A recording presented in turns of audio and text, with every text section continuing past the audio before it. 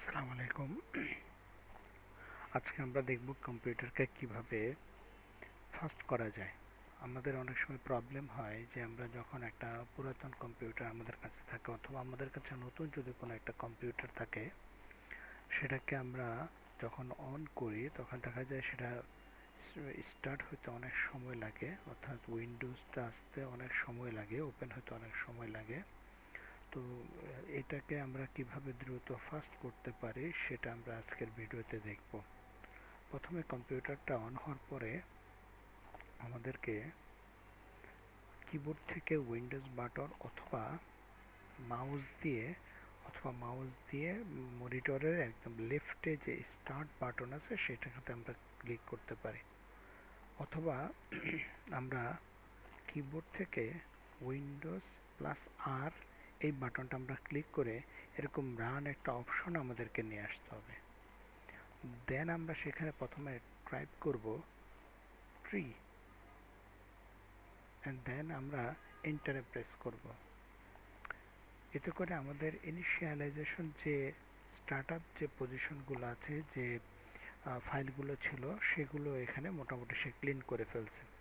আমরা আবার পুনরায় উইন্ডোজ আর প্রেস করব এবং সেখান থেকে আমরা টাইপ করব হচ্ছে TEMP, দেন আমরা এন্টার প্রেস করব। এন্টার প্রেস করার পর আমাকে যেটা যেটা বলবে আমরা সেটা করার চেষ্টা করব। আমরা কন্টিনিউতে ক্লিক করব এবং এখানে যে ফাইলগুলো আছে সেই ফাইলগুলোকে আমরা টোটালি কন্ট্রোল এ প্রেস করে সিলেক্ট করে কিবোর্ডের ডিলিট বাটনে প্রেস করে আমরা এটাকে ডিলিট করে দেব এবং এখানে যেভাবে বলবে আমরা সেই প্রসেসটা ফলো করার চেষ্টা করব।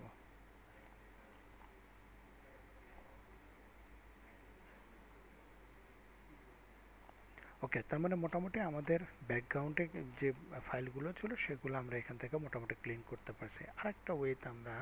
আরেকটা প্রসেস আমরা উইন্ডোজ আর অ্যাগেন প্রেস করব।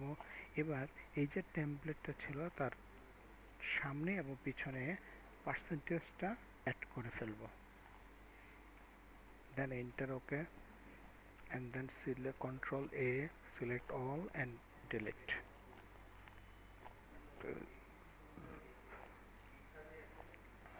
ওকে, again Windows R,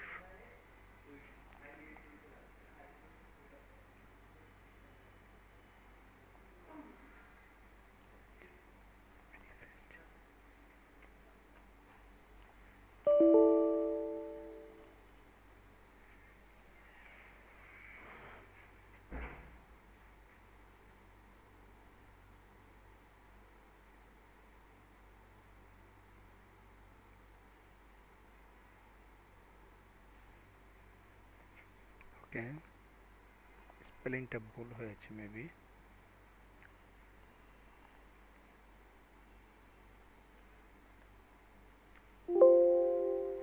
continue, control A and press delete, skip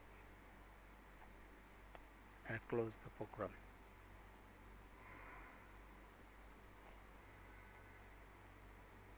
Another way, যদি এইভাবে আপনি প্রথমে কাজ করবেন, দেন যদি এটা এভাবে কম্পিউটারটা কিন্তু আগের থেকে অনেকটা ফাস্ট কাজ করবে। যদি তারপরেও যদি না হয়, দেন আমরা অ্যানাদার, অর্থাৎ আমরা দিস পিসিতে প্রবেশ করব। দেন এখানে আমরা সি ড্রাইভে যাব, যাওয়ার পর এখানে যাব হচ্ছে প্রপার্টিসে যাওয়ার পরে এই টেক্সট ক্লিন নামে যে অপশন আছে সেটাতে আমরা ক্লিক করব এবং এখান থেকে আমরা চাইলে সবগুলোকে ডিলিট করে দিতে পারি। দেন আমরা ওকে ক্লিন করব, ডিলিট ফাইল।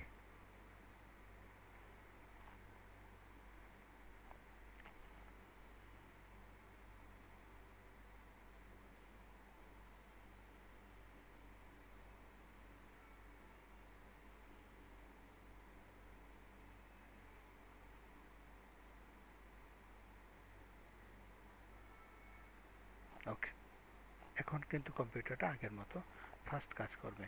তো আজকে এই পর্যন্তই, সবাই ভালো থাকবেন, ধন্যবাদ।